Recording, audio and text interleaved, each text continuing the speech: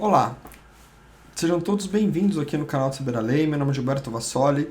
Nesse vídeo nós vamos comentar sobre a realização de perícia para comprovação de atividade especial, visando sempre a aposentadoria especial que é destinado para aqueles trabalhadores, para aquelas trabalhadoras que têm ali contatos com agentes químicos, físicos ou biológicos, ou conjunto deles, que sejam prejudiciais à sua saúde. A gente sabe que esses trabalhadores têm uma antecipação, muitas vezes conseguem se aposentar antes dos demais trabalhadores, pela essa questão do prejuízo à sua saúde e à sua integridade física.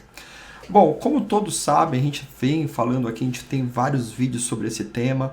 A gente fala isso reiteradamente, até 1995, de maneira bem básica, existia uma lista de profissões ali que determinava quem tinha direito à aposentadoria especial, quem tinha direito a essa antecipação. Então a lista era pré-definida, tinha lá muitos profissionais, motorista, médico, dentista, enfim, tem uma série ali de profissões, era definido por profissão, não era por contato. Não existia prova de contatos a esses agentes químicos, físicos ou biológicos. O fato é que depois de 95, a regra previdenciária houve uma transformação com relação a isso.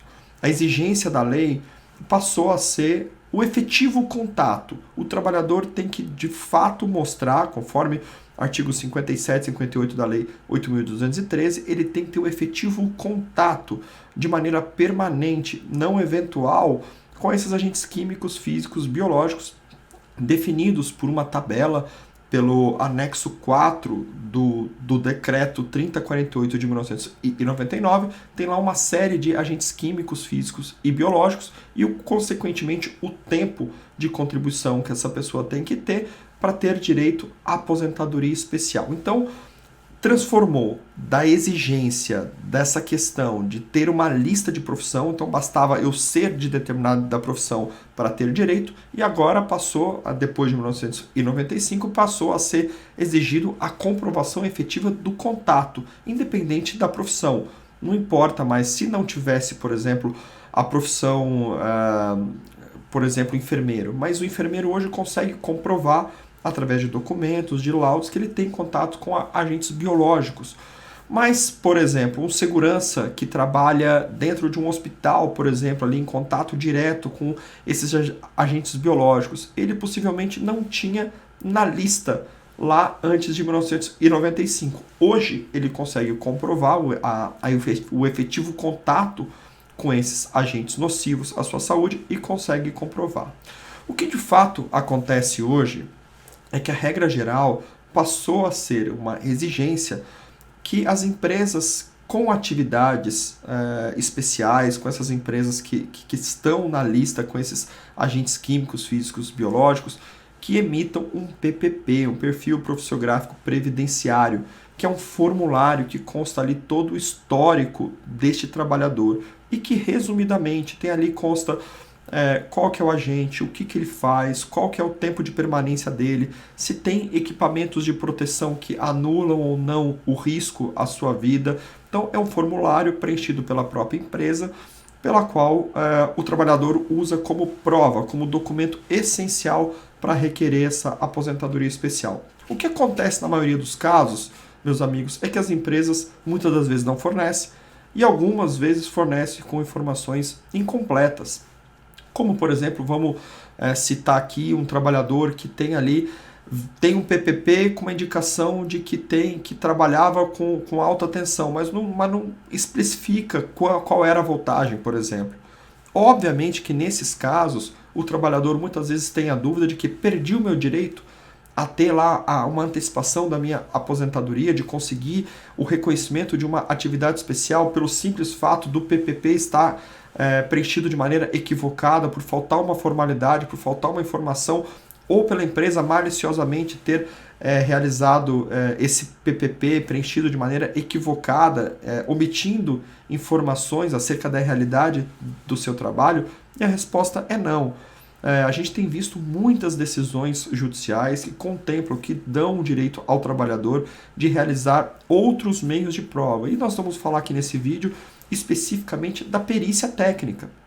É possível na Justiça Federal, onde esteja tramitando o processo de discussão dessa aposentadoria especial, requerer uma perícia, uma análise técnica científica para poder comprovar, para poder alterar o que está disposto naquele PPP. Ou muitas das vezes, por exemplo, a empresa nem ao menos emitiu o PPP. O PPP é inexistente. A empresa não existe mais. Então, uma das alternativas é o trabalhador requerer uma perícia, que pode ser no local da empresa, pode ser uma perícia indireta. O que seria uma perícia indireta?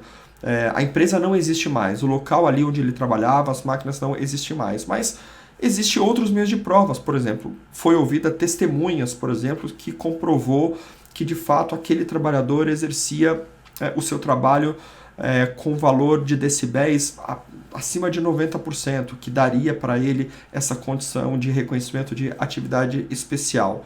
Aí você me pergunta, olha, mas como que vai comprovar que ele trabalhava num decibéis acima de 90 sem que o perito faça uma medição? Olha, veja, meus amigos, isso é possível, é juridicamente possível no seguinte sentido. Vamos imaginar uma gráfica, onde o trabalhador tem fotos do maquinário existente, ou que as testemunhas informem qual era o maquinário existente, quantas horas trabalhavam por dia e quantas máquinas trabalhavam ao mesmo tempo. O perito, com a ciência, com a técnica, consegue dimensionar, mesmo não estando ali medindo, qual era o decibéis que tinha nessa área. Então, esse tipo de situação, a justiça tem oferecido a possibilidade dessa abertura de prova. O nosso direito é permissivo e garante aos demandantes, às pessoas que vão para a justiça, produzir a prova que entender necessário da fórmula que achar necessário, obviamente dentro dos limites da lei. O que é importante a gente destacar nesse vídeo é que qualquer indeferimento, seja no âmbito administrativo do INSS, que o INSS negue essa possibilidade de produzir outras provas além do PPP ou na justiça, significa cerceamento de defesa, o que é uma violação do direito do segurado de produzir prova. Todos que exercem o direito de exercer direitos na justiça ou perante a instância administrativa devem ter resguardado o direito de produção de prova. E qualquer indeferimento, qualquer impossibilidade dessa ampla possibilidade de prova deve ser considerado como cerceamento de defesa. Isso pode gerar uma nulidade do processo.